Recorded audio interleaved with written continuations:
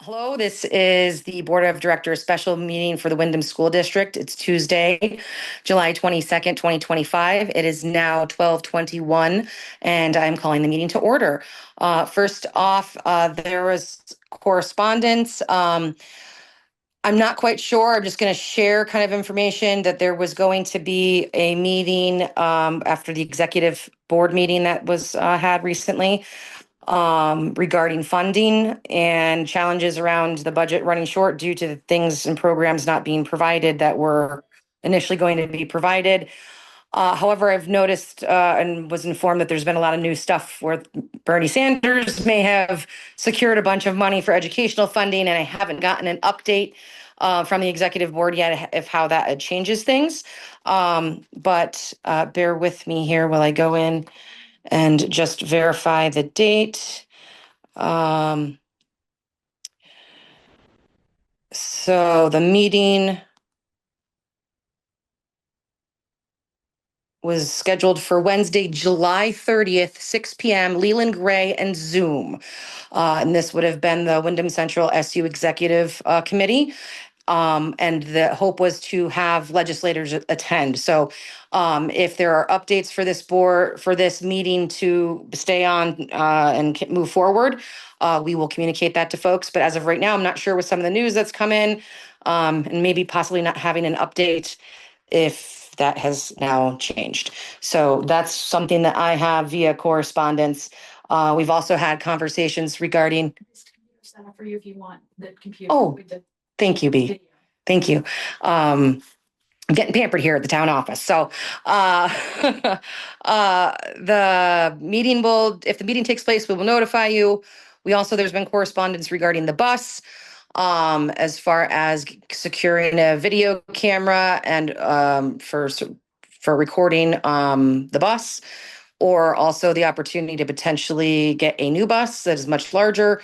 All of that will be added to our regularly scheduled meeting. So those discussions are going to be very important discussions coming up in a few weeks when we have our meeting in August. But in the meantime, just to let people know, that is what's going on. Is there any other correspondence, either Kate or Dan, that you guys have that you want to add? I got a from about 15 or I guess a half an hour ago at this point. I had texted you. I wasn't sure if it fell under it was about building use. So I have an email that I can read if you want, or how do you want to do that? About building use regarding the schoolhouse? Hang on, my phone. Yeah, I got an email, a question about using the space for hosting an event. So, okay. Well, I believe we're going to have updates later on in the in this meeting, because our attorney Mark Ottinger is on the line, and he also has some updates. Kathy has some updates for us, depending on what that timeline looks like and who is going to be the party responsible for the building at that point. Really should be probably fielding that. So I think we'll have more clarity as we move in through the meeting. Does that work? It does. The event is before our next meeting in August, but that's not today. So There's a good chance the school would still be responsible for it. Yeah. Okay. So if that was correspondence, I guess, Kate, since we're on that subject, well, we are going to go through public comment and changes to the agenda. Would you like to add that to the agenda? Maybe new business and the event, and we can discuss it then? I can do that. Yes. I'm totally out of my comfort zone here with my setup. So do you have a pen, Kathy? My pen, pencil? Perfect. Okay. And this is building use. Okay, moving on to public comment. Are there folks here for public comment? Where's my screen? I don't see any hands raised. Okay.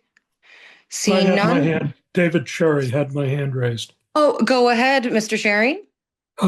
You brought up, Abigail, you brought up a point that I think we need to clarify. Once the building is sold to the town, who's in charge of the building? Is it the select board or is it the school board? Select board. Okay. You answered my question. Thank you. You're welcome. Is there anyone else for public comment? Okay, hearing none, we'll move on to changes to the agenda, which we've already added the building use request. Anything else, folks? All right, so moving on to new business, school building survey, payment, and how that works. Kathy, would you like to talk about that? And then I think Mr. Andrew can also share a little bit on that as well. Sure. So I'm going to mute so we don't have feedback here. Okay, so let's see. We have submitted our umbrella application. We had some updates that needed to be made. Oh, Kathy, will you close it? I'm sorry. Let's see. We submitted the umbrella application. They wanted some clarification. Number one, they found some documents that confused them because it said that the school was owned by the town. So, because in some documents, I don't know why, because the voters of the town are the same voters of the school board, and whoever had done this had confused them anyway. So I sent them all the correct language from our town meetings, our minutes.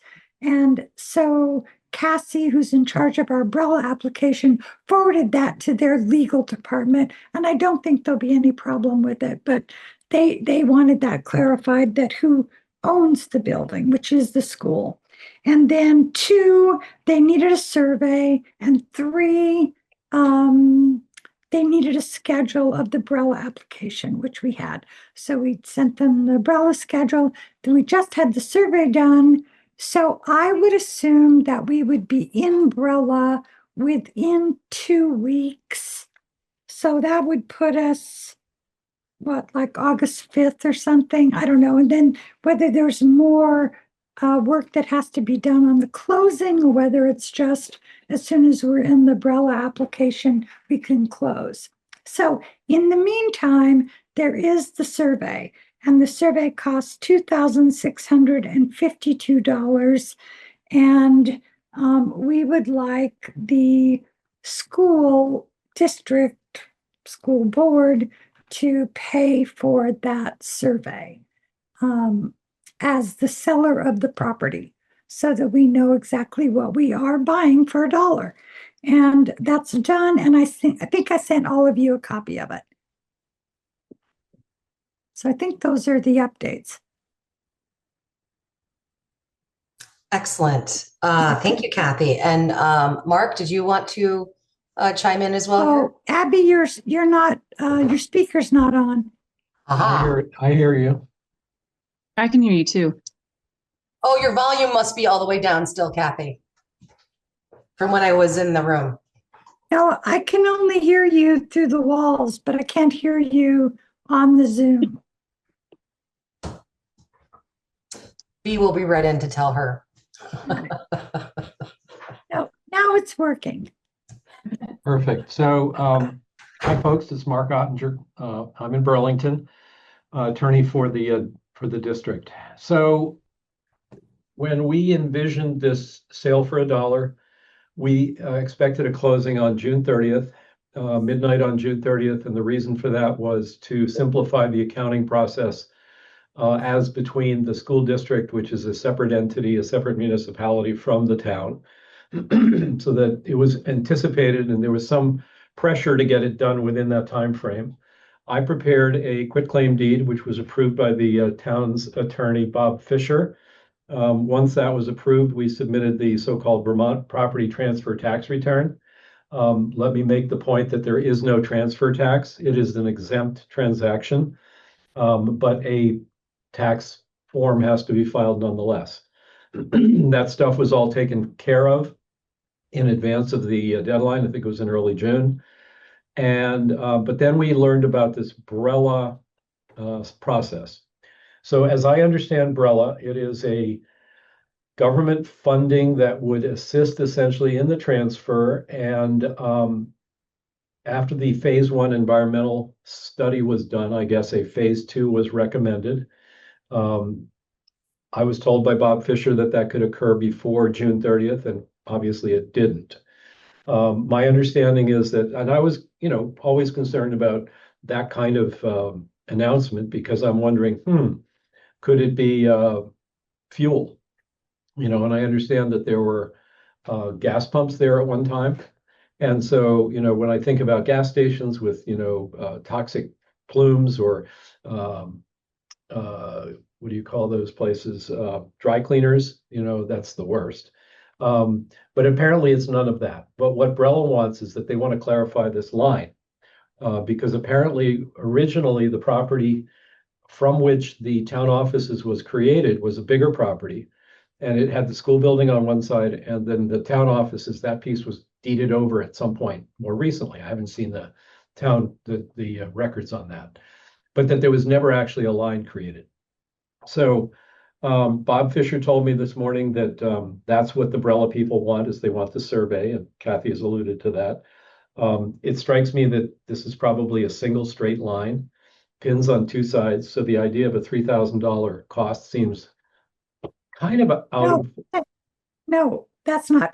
I don't think it wasn't that they never drew a line. It was that they never said what was the parcel that remained as the school and what was the part of the town. And so the only way to do that is to do a survey. Right. And so it took them 6 hours. They had to, they had to mark the property. They had to find the markers on the boundaries. I mean, I don't think that the 652 is excessive in any way. In fact, we expected it probably to be more like between 3,000 and 5,000 would be a normal survey for that size property. But because we did find the original plot of the whole property, and then they went out and I watched them work, so I know they did that's the hours that it took is what it took. Otherwise, we had no survey that would be acceptable by Brella to say in other words, what they do, they protect us from any claims of contamination or liability, and they also allow us to get the remediation paid for through the state. Right. And there probably will be some remediation required. And again, I have no idea about the remediation. That's why my mind went to gasoline. And I was told by Bob that there was at one point pumps there that may have pumped city trucks or town trucks or whatever. And so that was the concern. My comments about the survey costs stand. I think, and here's another piece that sort of strikes me, which is that we've talked a little bit about the school district actually selling the building and the land versus giving it for $1. And we also have to keep in mind that the school district and the town are two geographically coextensive municipalities. It's all the same voters. So whether the costs of this survey come out of the pockets of the school side versus the town side, there are some subtle differences in terms of homestead tax rates and how, if it's paid for by the school district, it could be more, the burden of that $3,000 could be more placed on second homes and or commercial properties. But aside from that issue, it's all sort of one pocket or the other. So, in any case, Bob's ready, I'm ready. I mean, the closing is ready. To the extent that this survey was necessary to convince Brella to provide the money that is going to be necessary to do any appropriate remediation, so be it. But nothing from Bob or my standpoint is holding anything up. The closing can occur at any moment. No, it cannot. We cannot close until we are accepted into the Brella program, or the Brella protections will not be as great as they will be if we close before we're accepted. So they did our acceptance on the talc mine in maybe 10 days, and I could ask them if they could speed that up to 5 days, if that's possible. But we Well- cannot close until we are accepted into the Brella program with notification from the state. And that was true of Imerus as well. Well, looking at this, just if this were an arm's length transaction, one of the things that one would be thinking about is, well, if I understand that the buyer wants to do certain things with the property and wants to have the benefit of the Brella program. The seller, in this case, the school district, doesn't really have a dog in that fight. All I'm saying is from the school district standpoint, we're ready to close. And so the question of who's going to pay for the survey and who's going to, now that the accounting is not going to occur at the, midnight on June 30th / July 1, there's going to be some additional accounting costs because of that delay. We got ready for this closing in the very early part of June, if not the end of May. And so from our standpoint, there's nothing holding us up. So maybe that answers everybody's questions. And I know there's a question pending about the use of the property. And again, to the extent that yes, when the building is owned by the town, assuming that the closing goes through, at that point, the management of that building will be responsibility of the town, as long with the costs of operating the building and any profits that might flow from the, let's say, utilization of the building, to rent it out to providers and so on. But in any case, the lawyers are all agreed. Closing is ready to go whenever you guys are ready. Thank you. Can you hear me okay? Yes. All right. So, knowing how much work Kathy, who is also not only the town treasurer, but the school treasurer as well, I am confident that this request is coming from a space of best interest for the community as a whole. And I guess I would, for the survey that has been completed to ensure that we're moving forward, I would motion that we pay the $2,652 for the survey. Can I get a second? I have a question. That would get into discussion. Okay. So Sorry. that's okay. I can a second. Okay. So now there's discussion. Go ahead, Kate. Okay. What line item does this come out of on the school budget then? So Daniel, I'm hoping that you can help with this as well, since I know you're also very familiar with the budget. We, at our last town meeting, and again, I'm kind of I don't have the town report with me. But I think we had 85,000 that was set and moved over to, oh my goodness, what is the name of the fund? Yeah, Dan? it's like capital reserve, but capital reserve to a general reserve. Right. Okay. So that funding, I think we could pull from that. I did as reach far out as to where it Heidi. goes on Heidi's the in budget. meetings today. So she wasn't able to join us for this meeting. But with that amount in there, I think the 2,652 could be covered, and that way the surveyors could get paid. And we can move forward with the rest of the questions and stuff when we get to the phase 2 building assessment. No, Yeah. for whatever. Yeah. Oh, sorry, Dan. Oh, I was just going to say that as far as the budget goes, it would just be a line that they insert into general expenses. So outside of the major categories. So it would just be 2,000 against our revenues, which are already pre-baked because we've already collected tax dollars towards it. So, but whatever that delta of what we actually spend, usually that either is a surplus or a deficit. It would go against potential surplus, I suppose, the way I would phrase it. But Abby's right. It could be covered by the general fund that was established from last vote day. There's a lot of kind of accounting math that could be applied to it. Yeah, I do take Mark's point that, well, the taxes are heavier on the school side than the town side. So it probably does make sense to be on the town side. That said, 2,000 across our budget is not that much.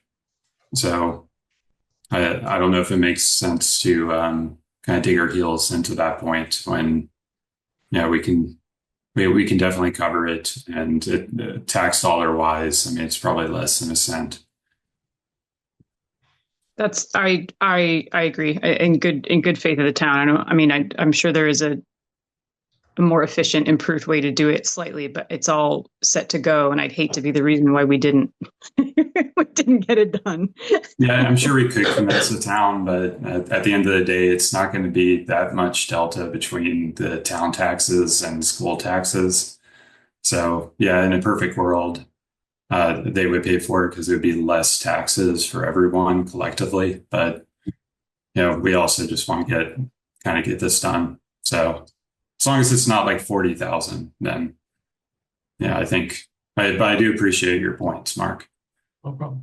Michael, I see your hand is raised. Yes, thank you. So for clarity, I believe it went from capital to operational reserve because Thank you. you Yeah, I were couldn't at remember risk. the name. Yeah, I think you were at risk of losing the money because you weren't necessarily allowed to keep it in for such and such amount of time or something like that. I think that was the rationale there, as I recall from what Heidi was saying. Yeah, so operational reserve is currently somewhere around $85,000 by my math because it was 105 roughly. And then there was a modification at town meeting to move $28,000 out of that 100 approximately to the general fund to offset taxes. So yeah, you're somewhere around that. Anyway, short story long, I think we have kind of two things at play there. Really, the town does have some money set aside to onboard the school building. We set aside $32,000 approximately. So we probably do have some money to utilize for additional expenses. That being said, I would like to point out that the town has already taken over the utilities, if not incorrect. I believe Kathy could clarify that. So you shouldn't see an increase or an additional expense related to the utilities for the the fact that we haven't closed on the building. The other thing that I would like to point out is we have a whole lot of change coming to our district in the not too distant future. This summer, they're theoretically coming up with a plan that's supposed to be reviewed in January, which is a consolidation of districts. So I could be incorrect, but my impression is that any funds that we might have as a district, including the school bus and our reserve, might be absorbed by the new district if we are brought into one, which might put us sort of, I don't know, it might be frustrating. Let's put it that way. But being said, I think it's fair to say that you could take some of that operational reserve and apply it in the form of a motion, of course, to use to cover any expenses that are related with the onboarding of the building to the town. That's my short story long. Thanks. Thank you, Michael. Yeah. Kathy, I see your hand raised. Yep. Yeah, and just to speak to Michael's point about making a motion for it, I don't know if I don't know if we even need to go that far, because it'll kind of just clear at the end of the year, and we might as well just keep it in the operational reserve. But yeah, you're right. We could definitely just earmark it on the budget. But yeah, I just wanted to throw that out there. Go ahead, Kathy. Yeah, I just wanted to say that, yes, I think to Mark's point, the town, I think we did think that we would close, we thought we would be in Brella by the end of June. But then we tried to push back on the fact that we wouldn't need a survey. We showed them all the plot maps, but they wouldn't accept the division of just, we had two pieces, we divided it. They wanted a survey for the remaining piece. So, we did move over the electricity into the town starting on July 1st. And we are in the midst of changing the internet. So they're burying a cable next week. And it seems silly to go get internet for 3 weeks when we're going to go on to a new system that will be shared by the town. So, I think we are just as sorry as the district that this didn't happen by the 30th of June, but it just couldn't happen and we couldn't get it done without the survey. So that's one thing. And then I think we've spent out of that money that was set aside, we've had legal fees and some other oddball fees that have come out of that. Plus, there will be the utilities, and I think there was some other random fees, not very much. Probably the legal fees are the biggest expense that the town has incurred to date with Bob Fisher. And yeah, and I think we've also talked to Passive about getting it on our insurance policy. So the day we close, the liability insurance will move over to the town. So I think we are all set up as soon as we get Umbrella to go ahead with this, and paying the survey will really help because we hadn't budgeted for that, obviously. And there could be a looming expense. The Windham Regional has committed 10,000. We are applying to Umbrella to pay for the rest of the 35, but they may ask for some type of participation on the part of the town, which we would then draw from that fund. So that's where we stand. Thank you, Kathy. So with that, we do have a motion on the floor. Is there any further discussion? Okay, hearing none. The motion again was to approve the payment for the survey in the amount of $2,652. Kate seconded. All those in favor say aye. Aye. Aye. Okay, motion carries. Phase 2 building assessment costs and discussion. So again, Kathy, I think you hinted at that there. If you want to elaborate on the Phase 2 building assessment. Yep. So we applied to Windham Regional for the whole amount. We got 10,000 out of 45. We're still talking to Weston and Sampson to see if they could lower that number. But within that number, if we stay at 45, 10,000 of that number is what Greg Frost had imagined would have cost the school district to address the potential hazardous waste in the interior of the building in the form of ceiling tiles and floor tiles. So they've pulled that out, and that's 10,000. And then the remaining is for the exterior. And we have an application that goes into Umbrella on the 30th of July to cover the whole rest of the cost.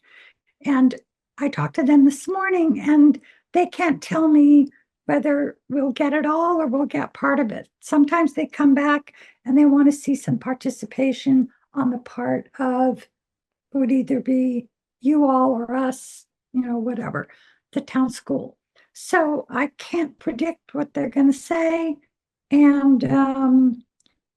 And so could the school district say, if we'll know that but before your next meeting, but would that money come out of your money? In other words, I get what Michael and Mark have said about if you spend it, it costs, a dollar more or whatever it is per unit. And we would be talking about 35,000, not 3,500. But on the other hand, if that money's been set aside for school-related things, and once you're usurped into some other district, would it be better to spend it now while you have it than once it disappears? And that's only a question that I'm asking.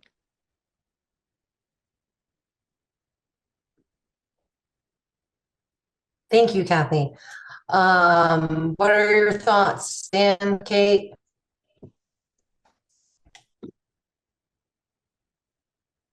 Oh, well, we have a vote on the floor, right? There's no motion at this point. Oh, okay.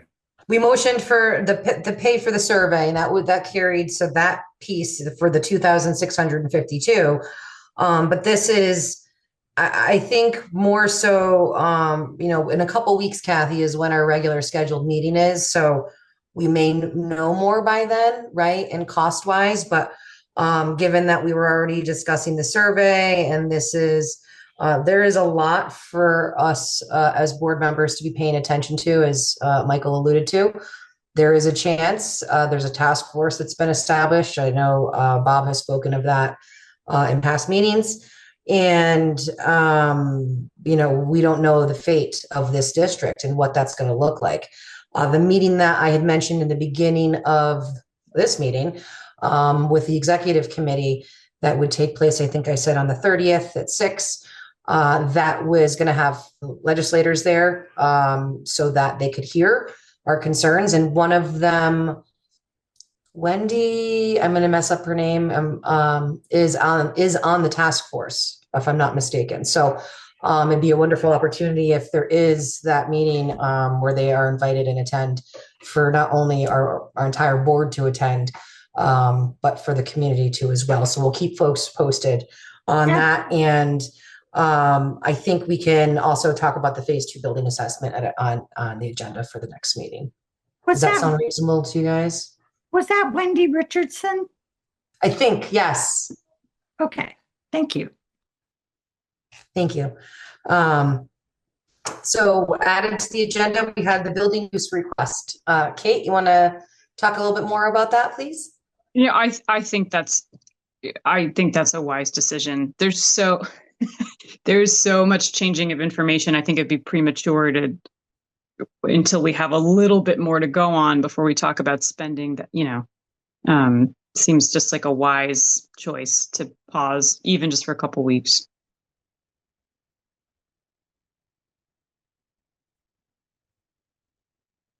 Oh, wait, you're muted. Sorry, how's that? Oh, Can you hear me? Okay. I got it. You had received in the beginning of the meeting, we had discussed email you had gotten, and maybe Gail, for an event.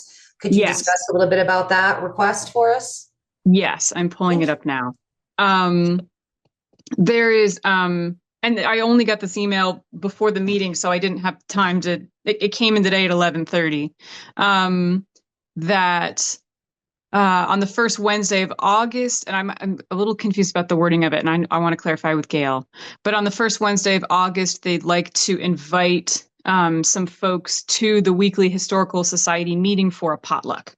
So I believe it's kind of piggybacking on an event that's already happening, and they're just additional members. So I don't think that's actually, I think that's all fine, and I will clarify with Gail, but that was correspondence, so I think that again, because that meeting already happens. If they have 80 people, I don't think that's something that, if it's a standing meeting, it doesn't necessarily mean we have to change depending on attendance. It would depend depending on the capacity the building can have. So that's something. No, this is I shouldn't have said 80. That was a number in my head. No, she's talking about she's talking about a dozen people. Okay. And that's something that already happens here. Mark, I see your hand raised. Go ahead. Thank you. So we got a late start. I've got a 1 o'clock meeting I've got to run to. I just wanted to offer one more comment. We've talked a little bit offline about the recent legislation, and I just would caution everyone not to jump to any conclusions as to what that outcome is eventually going to be. Essentially, what has happened here is that it's the world's largest legislative study, which is how the legislature sometimes works. it needs more information. This is some critical policy making that they're doing. But the notion that will there ever be 5 school districts? And if so, what will the financial consequences be for the legacy funds that are owned by the school districts that may be merged together? I think it's much too early to make any assumptions about that. I want to reassure people that I don't think it's a question of if, Windham Town School District doesn't spend out, it could well have, its bus confiscated and all of its remaining cash confiscated. I don't think that's going to happen. And so I think that, and to suggest that the current law states that, I think is just a real over analysis of this study. And so I think that I would caution the school district not to have as an important objective to spend down to 0 because it could lose its money. I just don't think that's going to happen. As I said, we're ready to conclude the transaction as soon as everybody else is ready. And I think that let me leave on the following thought, because I know somebody mentioned a question about operating between now and the closing and who's really responsible for that. I'd say, technically speaking, the school district is responsible for it since it still owns the property at this stage. To the extent that other members of your electorate have raised the question about running a community center is really beyond the scope of what is contemplated by a school district in terms of its financial rights. I would say under these circumstances, a reasonable period of transition would be expected by policymakers at the state level. And I don't think anyone is going to be criticized for the school district continuing to attempt to make the best of this transition. And so I think that the efforts to date of creating a community center and leasing out certain portions of the building in order to get some revenue to offset expenses that remain, I think that was a wise thing to do. And I would be, I just am old enough, and after half a century of practicing law, I'm comfortable enough with the idea that you guys are doing a good job of managing perhaps what is it's not a unique situation, but certainly, looking at it in the face of this potential 5-district consolidation down the road, it does sort of make it unique. There is no driver's manual as far as that's concerned. So I think you're doing the right thing. I'm going to drop off at this point and join in my next meeting. So thank you, and Thank you, Mark. I'll be here. Thank you, Mark. Take care, guys. Thank you. Bye-bye. Excellent. So back to the building use. This is the historical society that has already been regularly using the building, having special guests come. As we have talked about insurance and that the district is liable, the process we have in place is that they sign the waivers. So I think we just need to ensure that those are available for the guests to sign when they come. And as long as that's on file and they are not exceeding the building capacity, then that should be fine. Kathy, is your hand raised? Yeah. I happened to be with Gail this morning. And so, Kate, the note that she sent to you, I thought she said to me, they wanted to ask if they could have their school reunion or some type of reunion there on August 2nd, I believe it was. It is. It's a class reunion, but it says it is a potluck with about 12 people. Okay, yeah. So I think those are the same event. Got it. But it really didn't have to do with the Historic Society. It's a different group of people. Well, then it says we would like to invite them to our weekly historical meeting for it potluck. Get it. I get it. Okay. So it'd be sort of a dual event. Yeah. Okay. That's good. what I think. It sure was the same thing that she was talking to me about. Thank you. That sounds perfect. Okay. There we go. Okay. So with that, I think that's, right. Would you be able to respond to that, Kate? Maybe copy the rest of the board on that, they just have to have the waivers signed, and we'll keep it in the folder that's on the desk there. Do you have waivers? I can email you that you can send me the waiver to send to Gail, or do you want me to have those printed ahead of time there? We can't print them at the building, so we got to print it and bring it. Okay, which I can But do. yes, they would need if I can check and see if we need to add some more over there and make sure that we have Okay. copies of waivers there. And lastly, before we adjourn, is there any further discussion on that building use? Okay, one last thing. In 2 days, we have What's Possible Windham coming up. So I just wanted to do a plug because that is a wonderful opportunity for our community to have their voices heard as to what they want within our community and planning for what this building will transition to and all of the new wonderful things going on within Windham. It's a great time to have your voice heard and how that those long-term plans will affect our residents. Michael, I see your hand raised. Yeah, I just wanted to plug the committee meeting. So on next Monday at the normal select board time, we are going to have a meeting at which the select board is going to review, we'll call it a new committee, like a reformation of the Meeting House Committee. Previously, the Meeting House Committee sort of managed the Meeting House and, whether it was like maintenance or whether it was community events and so forth.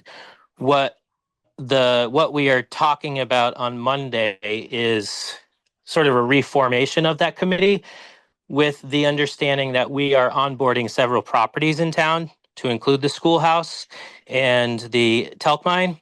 So we've identified that there's going to be a fair amount more work, and that we're going to have to make sure that we use these properties in the most efficient manner.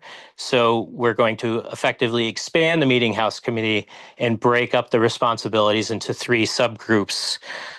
So if anybody is interested in like capital planning or operations and maintenance or the community spaces and activities, I would encourage them to reach out to the board so that we can add you to the list of individuals that would like to be a part of that. And that community spaces and activities group would be the very people that somebody would reach out to have an event at the Meeting House or the school building. Thanks. Thank you, Michael. And this is definitely something I think the presence of the community members with families, your voices to get heard at this meeting on the 24th for What's Possible Windham. So with that, does anyone else want to do the honors? I will motion to adjourn. Can I get a second? Second. All those in favor say aye. Aye. Aye. And for the record, for the meeting minutes for Meredith, meeting is adjourning at 13:04 or 1:04, and the person that was speaking last was Michael Pelton. So she has the last name. Thank you all very much, and have a wonderful rest of your week here and enjoy the sunshine. Stay healthy, well, and hydrated.